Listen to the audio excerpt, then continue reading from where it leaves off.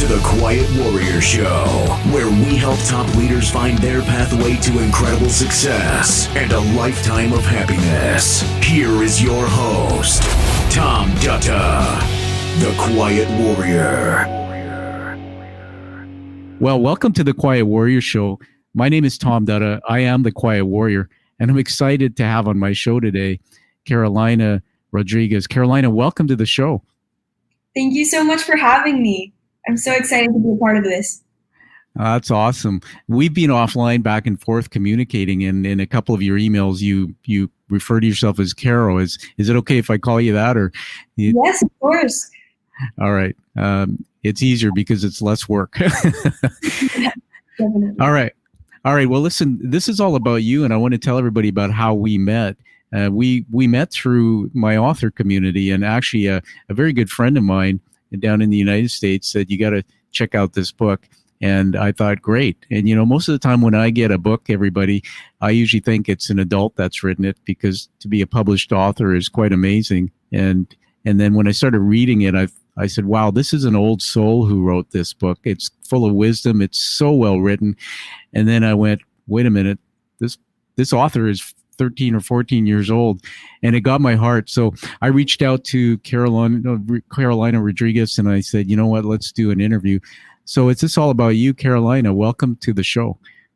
Thank you. I'm so glad we were able to meet as well. This has been such a great opportunity for me, and to be able to share my story on your platform, which is international as well, is such a blessing. Absolutely. I'm so honored.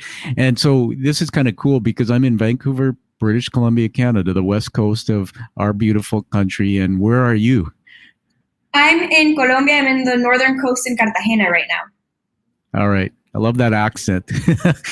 We only see parts of that, the world, Colombia, Cartagena. We see it on movie in Hollywood. So it's pretty cool to know that you're there. So I want to ask you a question to start this off. This is kind of like, tell us something about yourself that you think most people don't know about you. Well, after publishing my book, I'm quite surprised if there's something that people who've read it don't really know. But I've been a person that's moved ever since I was very little. I right now I'm in my 6th city. So I was born in Mexico, then the US, then Bogota in Colombia as well, Chile, and then Singapore, and now back to Colombia, but to a different city. So I've just had many changes and many opportunities to see the world. And I believe that's one of the main things that has built me, and that's one of the main defining factors of who I have become and am becoming. Yeah, absolutely. We were saying just before the broadcast to each other, Carol, that it gives you called the word worldview. And when we have a worldview, we can teach people through the lens of different cultures. So I'm so inspired. And so I'm going to just build you up a little bit. I know you're humble, but I've got your bio in front of me here. So I'm just going to tell the audience a bit about the depth behind who you are. You're very old. You're like 14 years old. and yeah. Okay. I took one away from you there. That's just inspiring. So yes, so speaking 3 languages, living in 5 countries, and you do a lot of interesting things, organizing a successful annual fundraiser. You published your first book, which we're going to really get into. And I think at that time you were 13. Mejhia's biggest passion lies in advocacy and education. And her purpose behind that is to create consciousness on issues that matter. I love that. We'll ask you more about that. You've been able to raise money for around the world. I call this the legacy or contribution part of what you're doing. And you're doing it for a group of children in need in Colombia called Las Estrellas del Rawad. I probably said that wrong, but you'll correct me. You've been doing that for 3 years or so. And the funds that you're collecting are from that fundraiser, and also the royalties of your new book, which is called The Upside of Being Down, goes towards purchasing school supplies so those youth can continue their academic journeys.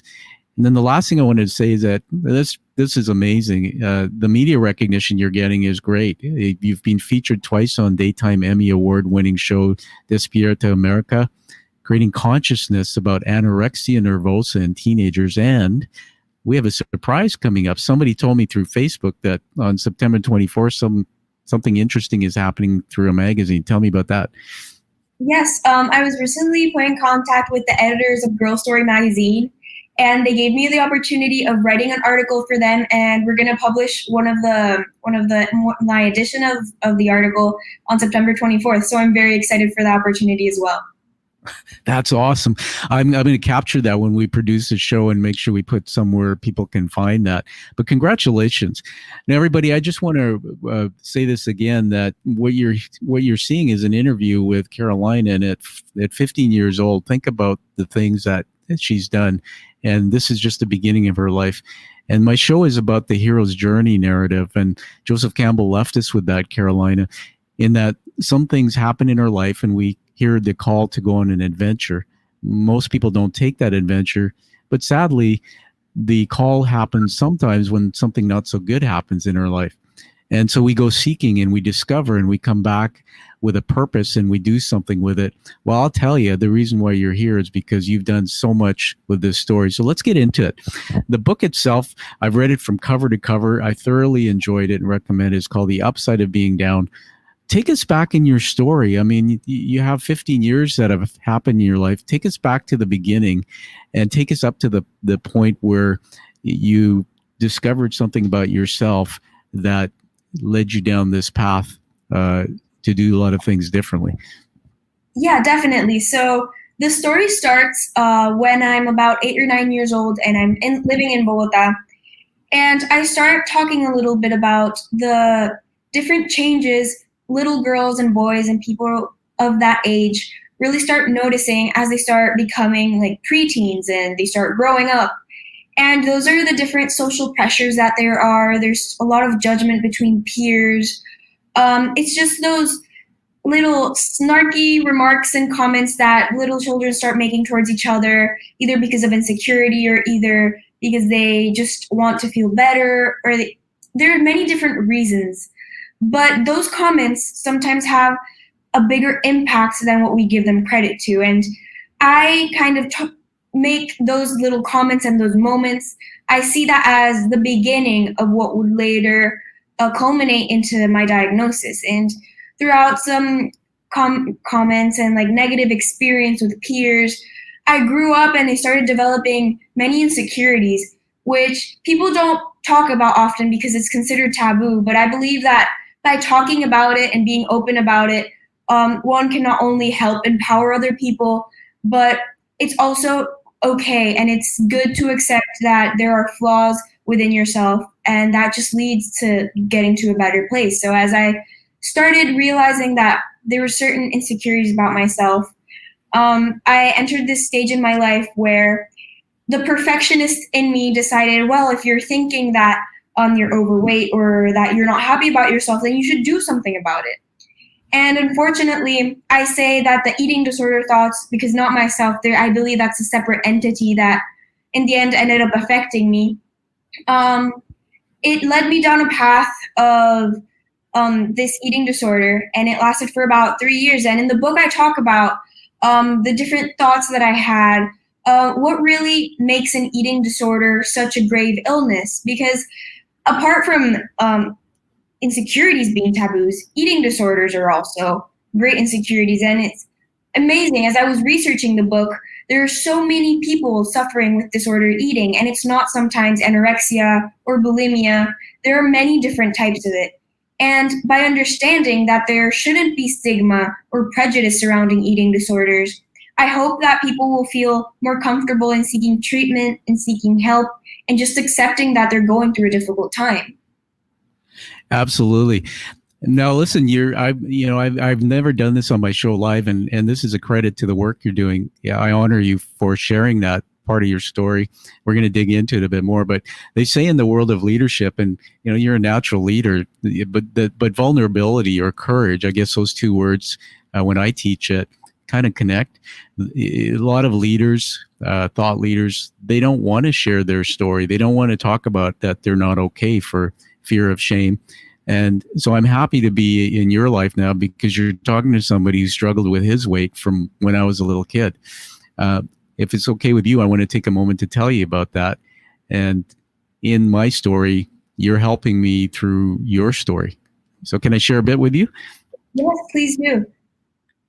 Yeah, when I grew up, if anybody's read my book, The Way of the Quiet Warrior, I published that book for a reason, to share my story.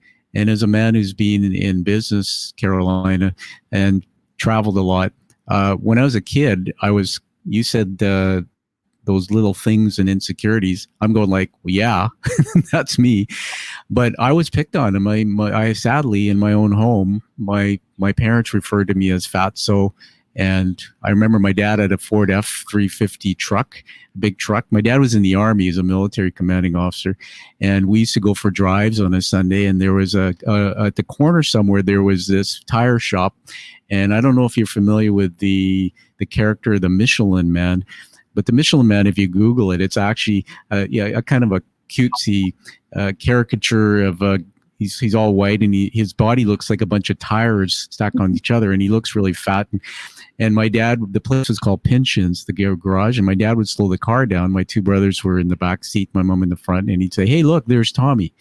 And those things at that young age with me, this is a part I learned about brain science, and I'll give it back to you in a minute to talk about this. We know that up to about age 20, we don't have the use of what's called the prefrontal cortex, which is the part of our brain that can pause and have a thought about our thoughts. So back then, I never could think about what does he mean by that. And in fact, when we don't have the use of that part of the brain, Carolina, our brain believes everything it's told, and it stores it in our unconscious mind.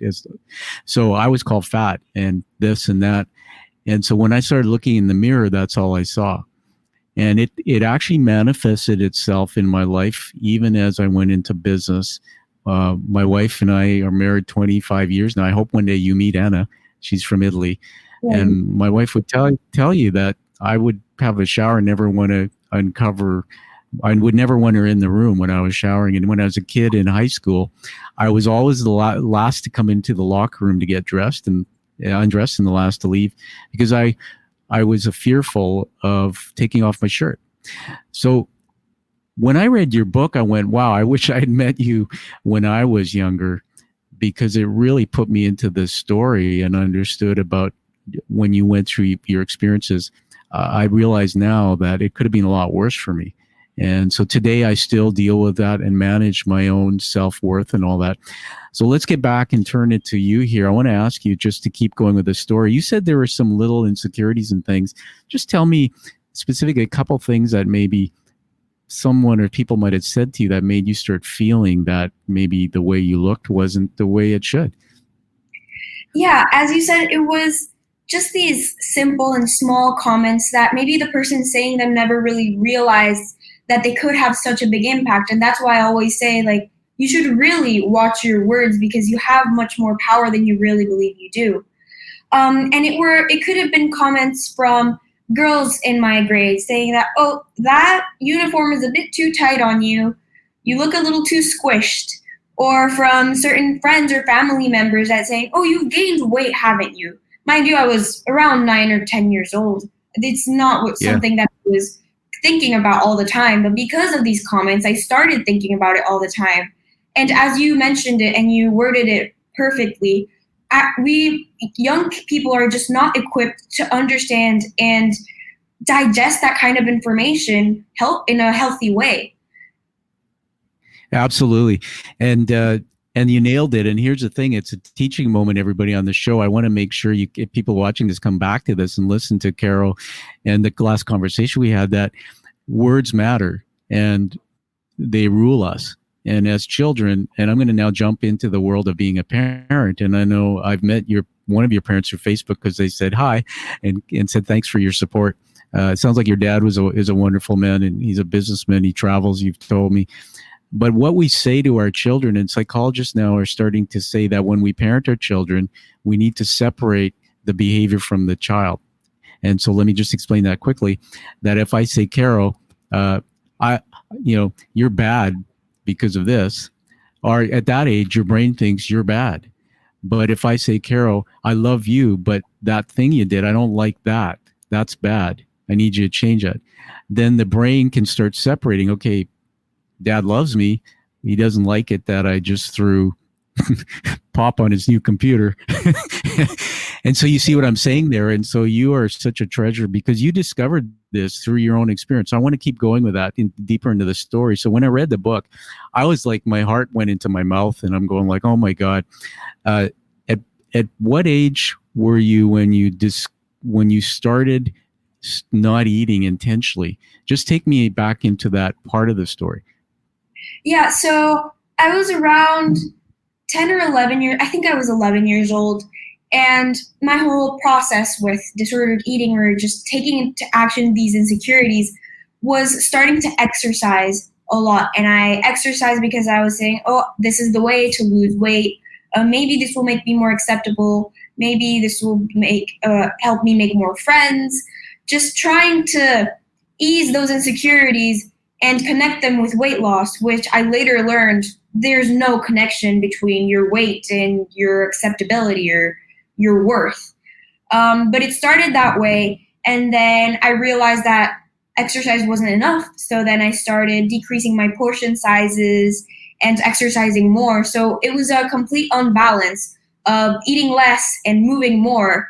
And then my body weight went down so much that it was not healthy anymore. So then my parents took me to a doctor and we had to go through this process of restoring my weight and also working on the psychological component of this illness, because if one doesn't work on one's insecurities, then it's very likely that one will fall in the same patterns again. So I'm very thankful that I had a strong and a very strong support system, and not only my family but the doctors as well, that they just helped me kind of process what I was going through, realize that there was no shame in what I was going through, and help me start my recovery process. Well, that's fantastic, and it's in the book in great detail about the actual. I won't call it therapy, but the process he used. So I'm going to ask you that in just a moment to talk about it. There was actually a 3-letter acronym, and it involved the family. But when you read the book, you really, everybody, get into the resistance that Carolina had about getting help. I mean, you weren't going in there saying, yeah, I need help. You were kicking and screaming. And I know we honor and love our parents. I mean, I love both my parents, and my father passed away in 2018 unexpectedly. And I discovered the gifts that he gave me later in life became my strength. But, in reading your book, there were challenges between you and your mom and her love and her caring for you, and then the struggle you were having. You guys were butting heads a little bit. And yes. I just remember reading, and I was going to read the book passage, but I'll just say, and correct me when you take it back from me, that there was a moment where your weight got so low, and then your mom said you needed to get to see the doctor. And I remember reading it, and you resisted. And there was a moment in that room where you were asked to do something. It was taking off your clothes, and then something happened after that where they asked you a question. Tell me about that, because that really was a heartbreaking, and I would say the turn in the story for me, where you saw yourself for the first time and you had to acknowledge what you saw in front of the doctor. Yeah, so that moment specifically was after my parents had told me that I was going to see a nutritionist and that I had no say in it. And so we went, and the first thing the doctor did was to check all my vitals. And then she asked me to look at myself in a mirror and ask me what I saw. And I remember not seeing anything out of the ordinary. I thought, well, I have a certain bulge in my belly, or I just didn't really see what they were seeing. And then I looked to the other side, and my mom had her hands on her head, on her face, and she was like, I can't believe that we have gotten to this point, because my weight was so low that it was not healthy. And I never really saw that for myself because I was blinded by that type of body dysmorphia. But you also mentioned that there was a bit of tension between, especially my mother and I, and it was founded upon the idea that she was desperate for me to get better. And part of me at the beginning was like, I don't have an issue. I'm not sick.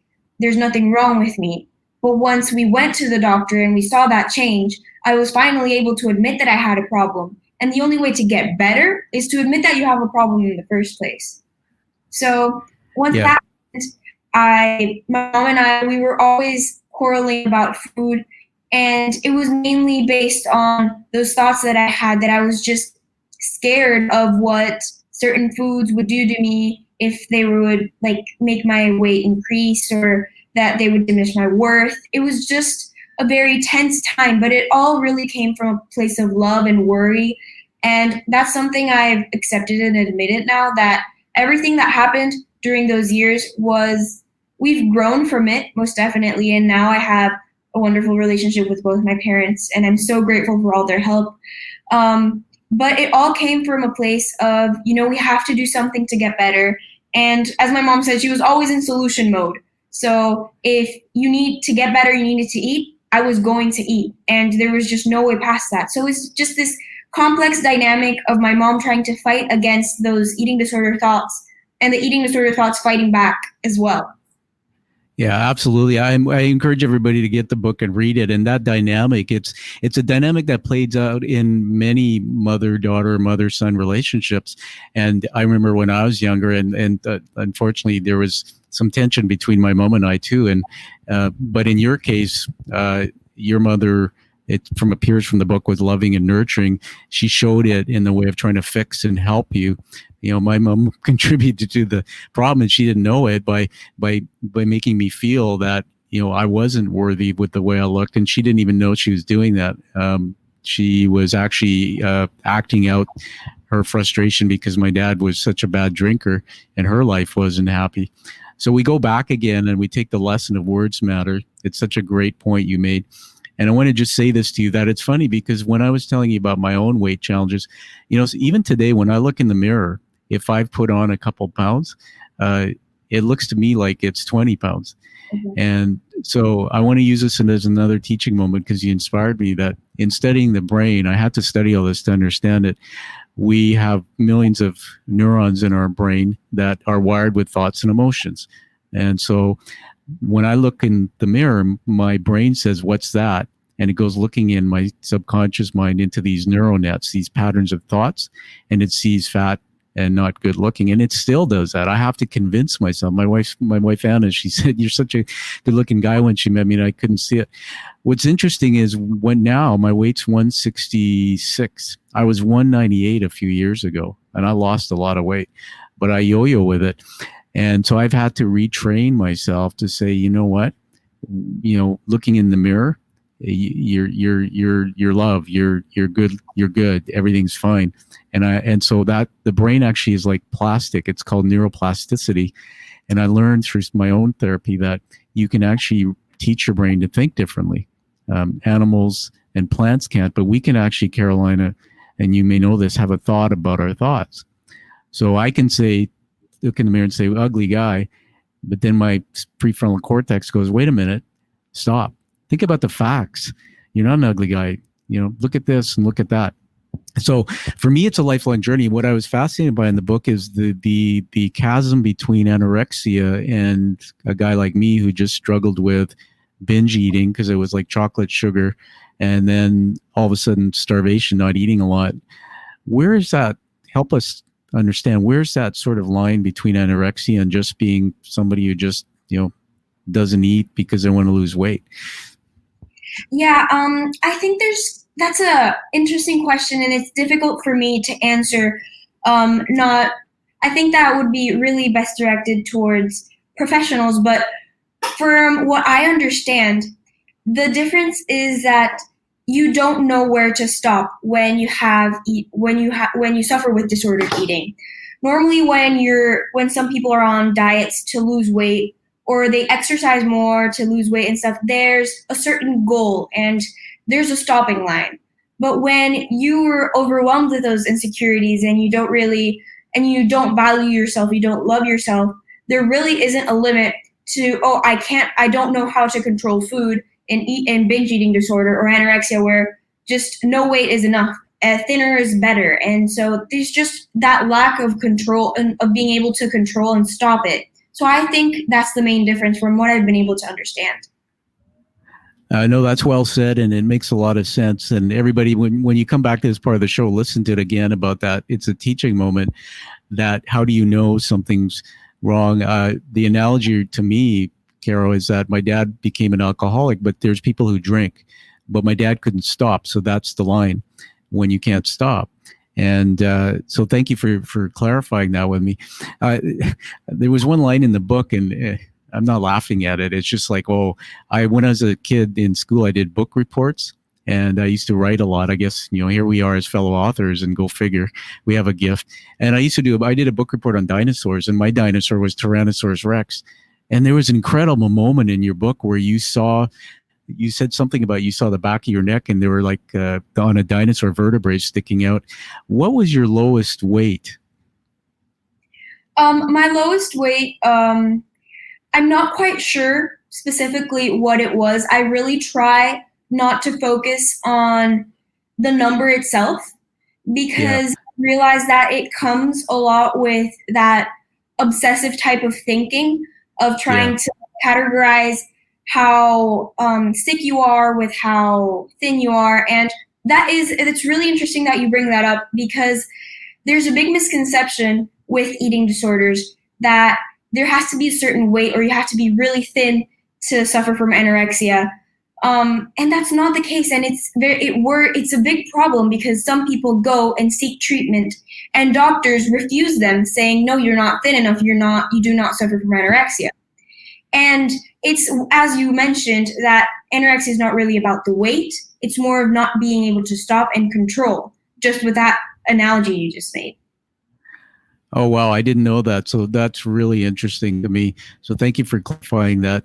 There's a couple things in the book, or a lot in the book, about them, and I smiled when I read it, about the things you would do to sort of try to cheat and not eat your food. Like, just give us a couple of those. When you were served food, sometimes you do things to try to fake it and pretend like you're actually.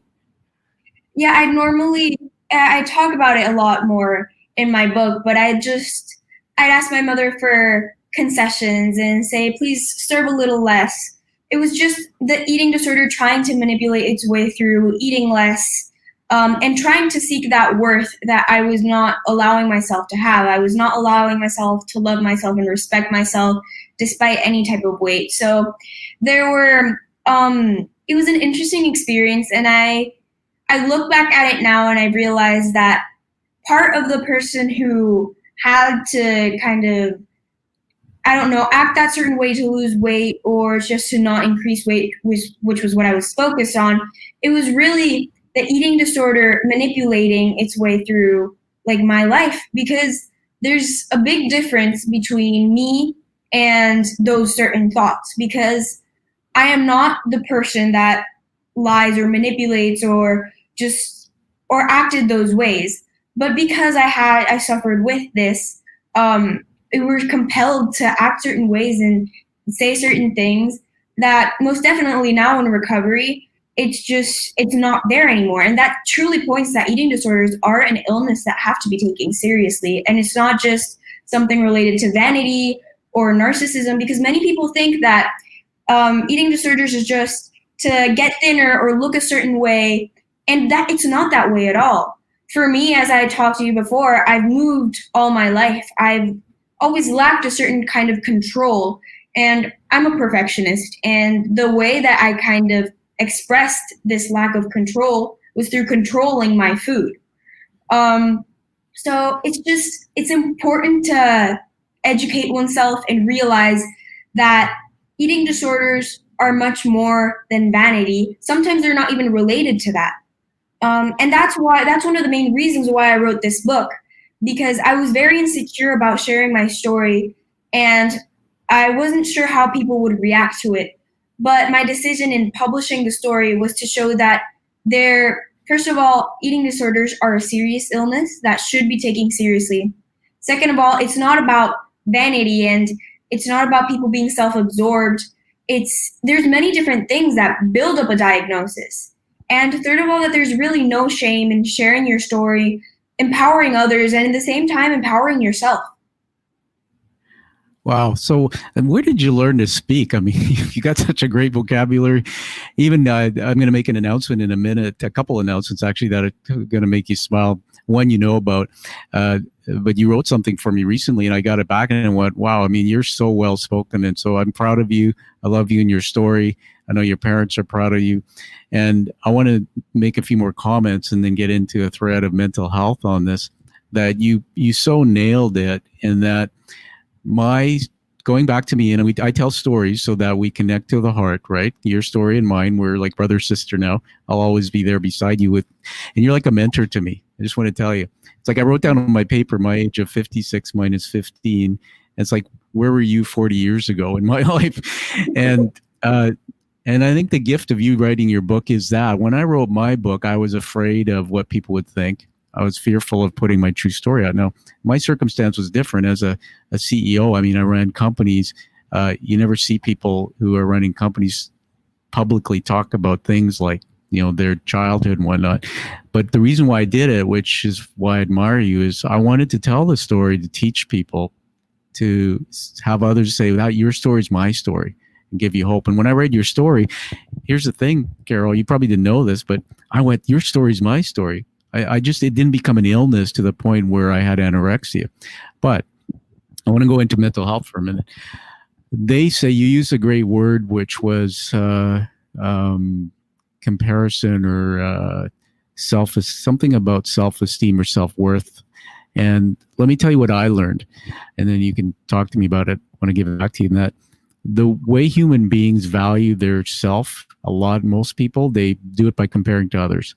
That's why, thank goodness, you're not on Facebook, because if you're on Facebook, you're looking for how many likes does somebody put there, and then you feel good about yourself, and then you see a story about somebody else wrote a book and it was this, and you go, oh my God, I didn't do enough. And so what happens is bullying is another thread in my story. I was bullied when I was younger for the color of my skin and for the shape of my body, and you name it. And I don't say that for pity. I say it because now I'm an advocate to eradicate bullying with love. And the thing is that when you are a bully, you tear other people down because you yourself are insecure. So you could tear somebody else down so that you can see that you're better than them. Do you see what I'm saying? Yeah. And that's really when people say things, they're actually insecure. They're not better than us. But as I said, the brain doesn't know the difference. So we take it in and we believe it. And that's what really was interesting to me about the journey you took with anorexia, is that the build up, it was a great choice of words. I'm going to write that down in my notes later.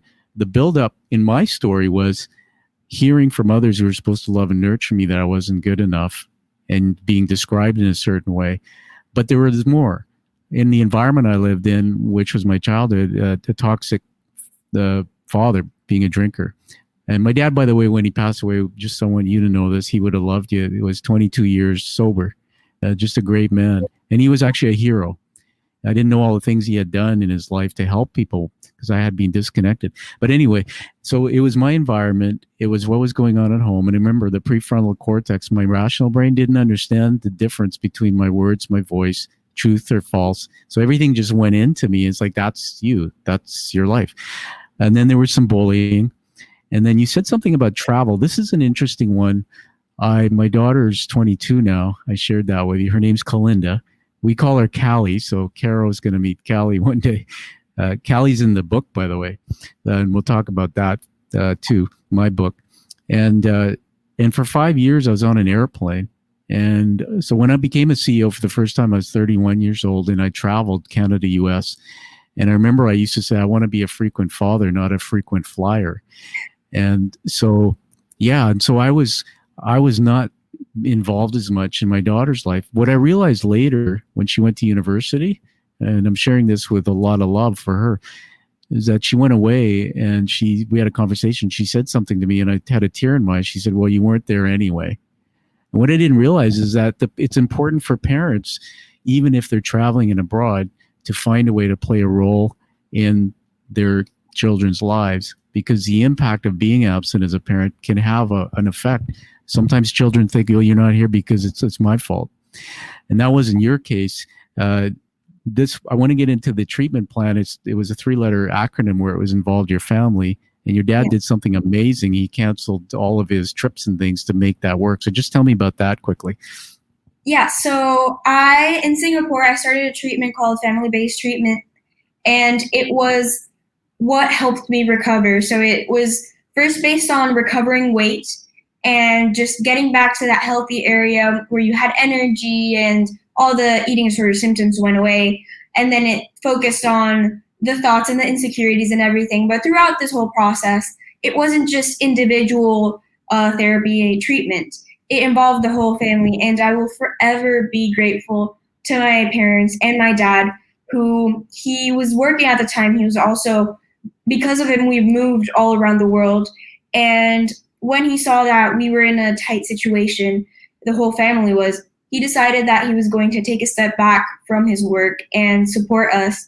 And I'm really amazed at the strength that took to be able to prioritize and understand what things were truly important in family in life. And he chose family. And that's not what a lot of people do, because it's hard to step back from responsibilities or jobs and stuff.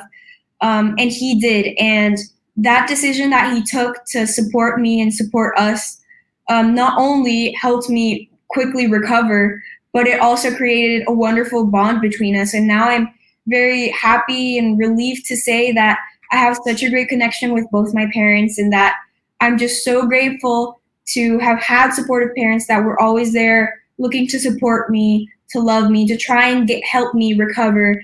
I've just been very lucky in that sense, because I know that some people suffering from anorexia or eating disorders, they don't really have that support because of the stigma, because of the stereotypes surrounding eating disorders. And I will say it again, I'm just so grateful to have had them and still have them, because they've been a great support.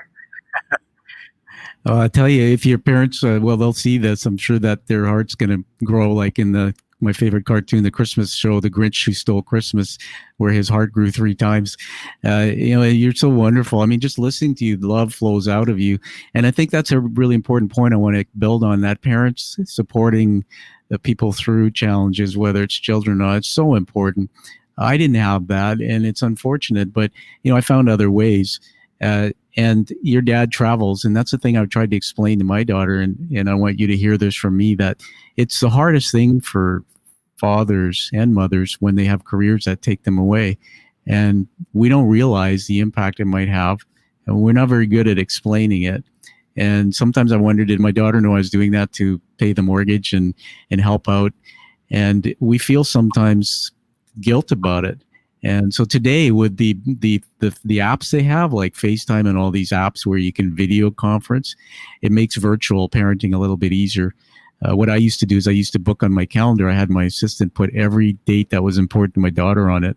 And I got to a point in my life, Carol, where I said to my assistant, I said, nobody takes that time unless they ask me.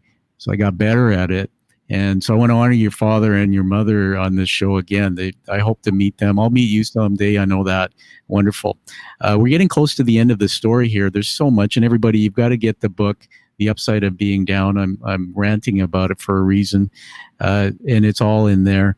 You do some things to create a legacy for children. We talked about. Just tell me about that. Yes. So around 3 years ago, I was living in Singapore, and we had a school project where it was called Try Time. And it was really just as the name sounds. It was a specific area in our school day to try stuff and to look for our passions. And I started realizing through research and through reading that one of my biggest passions is just education, that I've realized that I have gotten so much in my life, and I have been able to create connections with other people and learn and know new stuff through education. And coming from, my parents and my family members are from Colombia, and coming from a third world country, you realize that there is a lot of poverty. Many people that really do not have access to that education. And I believe that education is really just the main source of solving problems. If we want to have a sustainable future, if we want to have a successful community, we need to start through educating people, through empowering people, through advocacy. And so from Singapore, I started a GoFundMe page called Dancing for a Dream. And there we started fundraising for a group of children here in Cartagena called Las Estrellas del Rawad. And they're a group of dancers that they live, they have poor economic resources. And this group was created in order to keep the children out of the streets and out of getting in those unhealthy habits. And through dance, they just put their passions in dance, and they're incredible dancers. Their talent is out of this world. And with the funds, we have been able to raise money so that we can buy school supplies and they can continue their academic journey. Because although they put their passions into dance, they also should put their passions into academics and education, because all of those minds that there are, even if they're in the rural sides of the city or they simply do not have the resources to, they deserve the chance to prove themselves, to educate themselves, of showing their worth. And I just believe that that's one of the most wonderful things that we've been able to do with this money. And I'm just so grateful to have the opportunity to work with them as well. Well, I'm sure they're incredibly grateful to you. I want to tell you, there was a study done. I teach this.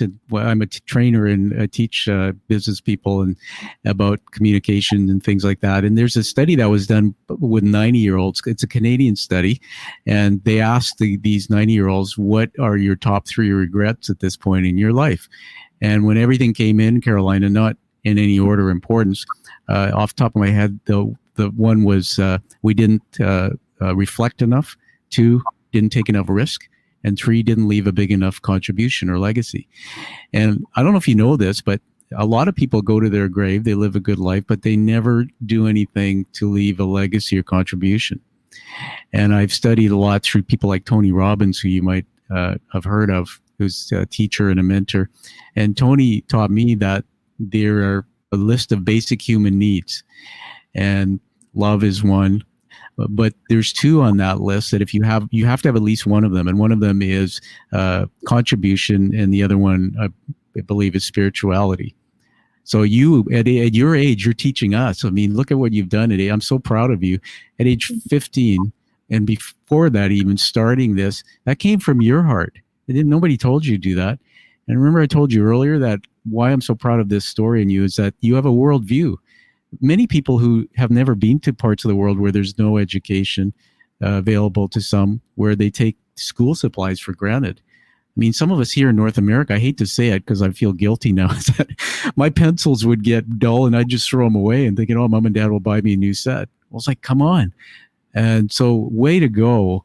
And I want to tell you that from here on in, we're connected now as Quiet Warriors. I want to help you in some way with the work you're doing. So always reach out for share ideas, whatever it is. That is just awesome. So everybody just think about that. What can you do, even if you're young watching this, to give back? And I want to tell you, I'm proud of my daughter in one way, that she, in her high school, started the first recycling program. And she's got a big connection.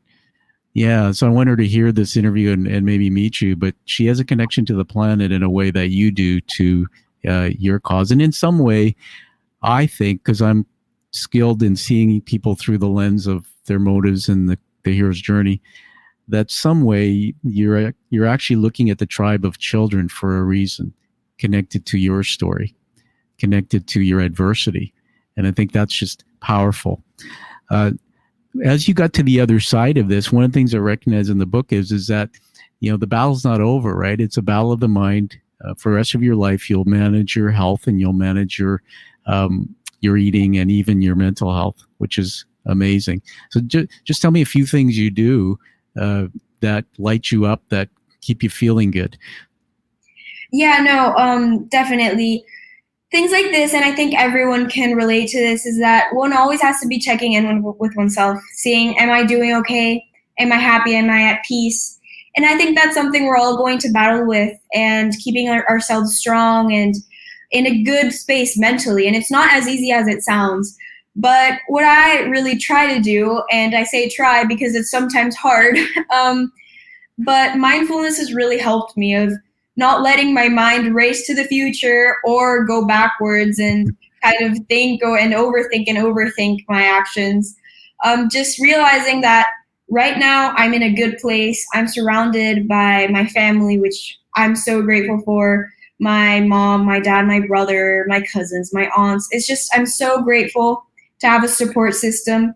And in knowing and realizing and accepting that I'm okay right now, it's just easier to say, if I'm okay right now, then I will be okay tomorrow, and I'll be strong enough to keep on being okay. And I think that's it. Really, thinking like that gives me a great amount of peace and a great amount of happiness to know that if you keep on working on yourself and loving on yourself and pursuing your passions, then it's going to be okay. I just, that should become part of a inspirational, motivational tape. Just the way you speak. You notice if you watch his back, you have this smile on my face. By the way, you should know my personality type in my book. If you read it, it's called a blue personality. And my motive, how I live, is through intimacy, through emotion. I mean, I wear it on my sleeve. That's why I talk so much. But these muscles don't work very well. I don't smile very much. Even my baby picture, my mom goes, "You're always sad." So you notice when you were talking, and I saw inflection in your face. You just light up when you're talking about your passions and that. And I think never lose that. I'm going to tell you this to you: you are enough. You are love. You always were.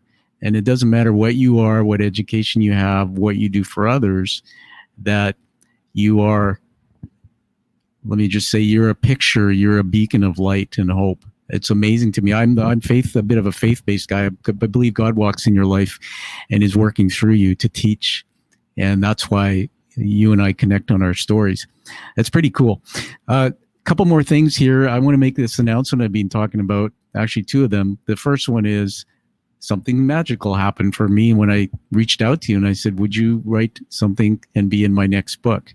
And you are going to be in my next book. Everybody, the next book is being written, and it's an illustrated book. My co-author is Donna Setterland out of USA, and it's an illustrated book, a picture book, but it's over 100 pages. It's about mental health. It's called The Quiet Warrior Teaches Genie. And Kara, you wrote something that's incredible. And we're publishing that in my book, and we're actually illustrating it with beautiful illustrations, and you've seen a bit of that. So I want to honor you with that, because I've only chosen 15 people that I know in the world to be in that book. And where that book goes, your story goes. So thank you so much for doing that. And then I want to honor you with a few what I call leadership words. Do you ever think of yourself as a leader? Honestly, that's a good question. I've never really considered myself as a leader, but I don't know. I really haven't thought of it. Yeah, no, I understand. I mean, maybe at age 15, you don't see yourself that. I want to tell you what I teach, because in the training I do, I teach the definition of a leader is someone who creates other leaders. And the definition of a leader can also be to keep it simple so that people can follow you.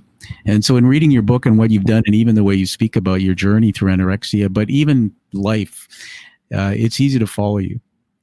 There's a great TED Talk that you can find, and it's actually about a guy, it's one person who's dancing, and then all of a sudden it grows and grows and grows, and everybody's dancing on the side of this hill. I think it's called Dancing Guy on the Hill or something.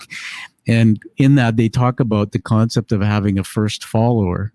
So you know what a first follower is? A first follower, if you're a leader, your first follower is the person you're going to infect with what you know and teach, who have similar values, so that they can infect the world. So I want to tell you that in Canada, I am your first follower. You've infected me now with your energy and your knowledge and your love. So I'm going to, for the rest of my life, carry your story. I want you to know that. I'm so grateful for your kind words. It's really an honor to talk to you, an honor to work with you. I'm just so grateful for the opportunity of contributing to your story as well. And I'm so grateful for your kind words as well. It really does mean a lot to me. And it shows that through the process, through writing the book and everything, it really does have an impact. And I'm just so thankful. So thank you. Well, thank you. So now I'm going to honor you with 4 leadership words. I've been looking at my paper, as you can see here. People listening to this later won't see that. I do this. It's not scripted. It's based on what I feel and what you say. The first word is courage. You are courage. The second one is brave. You're brave. And I guess brave and courageous go together to share your story, to talk openly about it. Very inspiring. The third one is inspiration. You are an inspiration, and I know you know this, but there's another word below that called humility. And I'm not sure if you've been told that, but someone with humility makes it about the other person. They don't have an ego. They're not arrogant. And you inspire others because of your humility. And so I'm going to now induct you into the Quiet Warrior Tribe. I didn't tell you I was going to do this publicly, but bear with me. I'll ramble for a moment. You see in the back image behind me on my screen there? Can you see that? All right. Now that's the picture of what's called a challenge coin. And a challenge coin, it originated in World War I, where soldiers carried them to commit to each other in community. And these are actual physical coins. And, you know, back then, if you didn't have yours, Carol, and we got together, you'd buy drinks or dinner. Today, challenge coins are used all over the world for community. My dad was in Alcoholics Anonymous for 22 years. They have a challenge coin. First responders have those. And so I went through the United States and had these handcrafted and painted and designed. The front of it, what you see is an image of the show. And if I move this way, you see that guy there? He looks familiar. That's me. Although I had hair back then because we weren't in COVID-19. And so it's raised. And on the back is actually the crest or the illustration of the hero's journey, the journey that you've taken and I'm on. And it comes in a cherry box. We'll have to find a way to get it to you. But welcome to the Quiet Warrior Tribe. Thank you so much. I'm so grateful. Thank you. You're welcome. Now, these are now carried in 7 countries. My vision for this was when I started my show to have them carried around the world, but only 50 or less go out a year. And in a planet of 8 billion people, that's an honor. I want you to know. So you are now connected to all those other people. Be sure to subscribe to the podcast so that you can hear their stories, and we'll help each other throughout the world. So the last word's going to come from you. I mean, we've done almost an hour here. I want it to be long with you so we can have lots to listen to later. Tell everybody where they can get your book. Hold it up, brag about it. Tell us where they can get a hold of you. Hold it up again. Hold it up again. All right. Beautiful cover. All right. Tell us more. Yeah, I'm so grateful to Morgan James, our publisher, for really believing in the process and in the purpose of the book. They've helped the book reach anywhere really where books are sold. You can find it on Amazon, Barnes and Nobles. I have a website, and it's called The Upside of Being Down, and you can check it out there. There's more information. We're also on Instagram at the.upside of being down. There's also more information there. And once again, I'm just thankful to Morgan James for realizing this vision and helping us get this story around the world. All right. That's awesome. So last words, any advice you want to give to anyone in the world who's, dealing with anorexia? Yeah. Something that I think is really important is to realize, first of all, that you're not alone. And although it may seem that you're alone, there's a lot of people that share your worries. But there are a lot of people that are also there to support you and to help you through it. And you just need to find those people that will help you. Another thing is that there's no shame in having suffered through an illness, because at the end of the day, you're a survivor and you're a person who's become much stronger and much more powerful than before. So I think that there's value in going through experiences like these and coming out on the other side a stronger person. So it's just seeing your strength, knowing who to rely on, and at the end of the day, really loving yourself. That's wonderful. I had a thought again. My brain's 3-dimensional, you probably figured, and I'm going all these journeys and TED Talks. I told you, and I think you saw it. Thank you so much. My TED Talk, first one, I encourage you to consider doing one at some point. Because a TED Talk is the theme behind TED Talks, as you probably know, is about an idea worth spreading, and you got something there. You're so well spoken. And then I wrote this down on my paper. Maybe it's something I coined that you can steal. I wrote down the word CAN, C-A-N. You can. CAN stands for Conquer Anorexia Nervosa. So that's my. Yeah, so you can have that. You can have that. You can borrow it, steal it, whatever. But you can, and everybody, you can too. So thank you for listening to the Quiet Warrior Show, everyone. I want to ask you to go out and find the podcast on your favorite podcast channel. Give it a high rating to honor this show. Download it so that Carolina can get known. And find that true passion like you hear from Carolina. Live life with purpose and live the life that you deserve and desire. Thank you, Carolina. Thank you so much. You're welcome. Thank you for listening to The Quiet Warrior Show. Create is a motive-based leadership development firm. www.kreat.ca